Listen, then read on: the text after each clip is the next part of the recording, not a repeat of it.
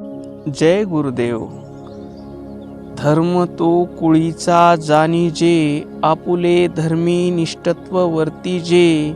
अधर्माची शिगनिमे सहजे, तोची धर्म ओ देवी. या ओवीतून माऊली आपल्याला धर्माची व्याख्या सोप्या भाषेत सांगत आहेत की बाबा रे, तू ज्या कुळात जन्मलास त्या कुळामध्ये जी परंपरा आहे, ज्या देवाची भक्ती केली जाते त्या देवाची तू भक्ती कर.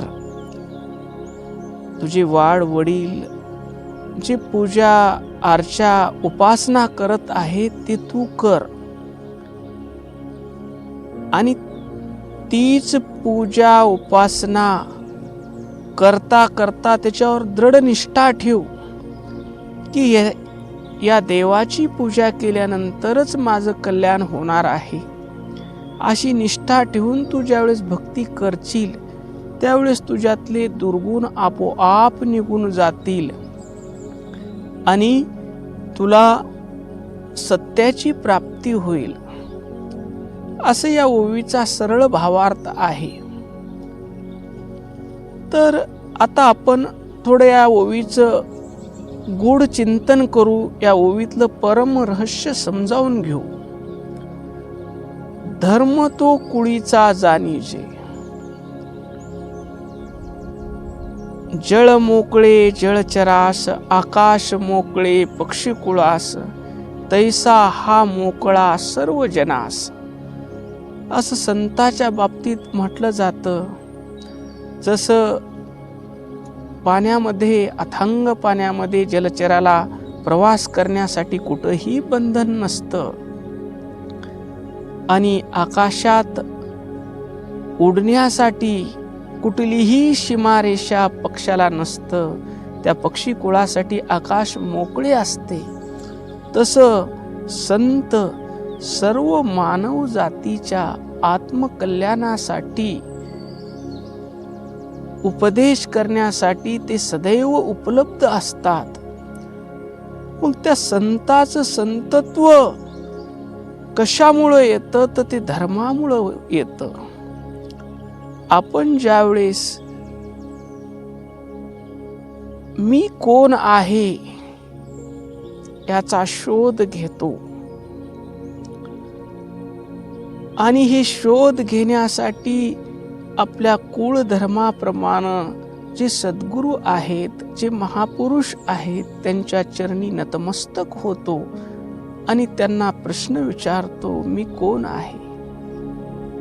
त्यावेळेस ते सद्गुरू सांगतात की तू शरीर नाहीस, तू मन नाहीस, तू प्राण नाहीस, तू चैतन्य स्वरूप आहेस, तू आनंद स्वरूप आहेस, तू ज्ञान स्वरूप आहेस, तू प्रेम स्वरूप आहेस. सर्व विश्व प्रपंच रूपानं नटलेला परमात्मा तूच आहेस. असा गुरुचा बोध होतो आणि आपण ज्या मानवाचा जन्म हाची महालाभ, संत म्हणतात मानवाचा जन्म हा महालाभ आहे. कारण या देहातच आत्मप्राप्ती, स्वस्वरूपाचे ज्ञान करण्याची शक्ती केवळ मानव देहात आहे. म्हणून म्हणतात अलभ्य हा लाभ नरदेह ऐसा, लाभला तो कैसा गमविता. आपण या मानव कुळात जन्माला आलो आहोत आणि मानव कुळाचं मुख्य उद्देश आपल्या स्वस्वरूपाची प्राप्ती करून घेणं आहे.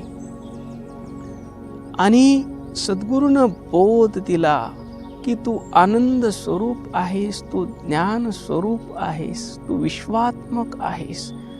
या गुरुबोधावर तू निष्ठा ठेवून ज्यावेळेस प्रवास करशील, सद्गुरूनं जो आत्मधर्माचा उपदेश केला, आपुल्या धर्मी निष्ठत्व वर्तीचे, निष्ठेनं मी चैतन्य स्वरूप आहे, मी आनंद स्वरूप आहे, मी ज्ञान स्वरूप आहे, मी प्रेम स्वरूप आहे आणि माझ्या हृदयात जे चैतन्य आहे ते सर्व प्राणी मात्रात तेच आहे. माझ्या हृदयातला परमात्माच विश्वरूपाने नटलेला आहे.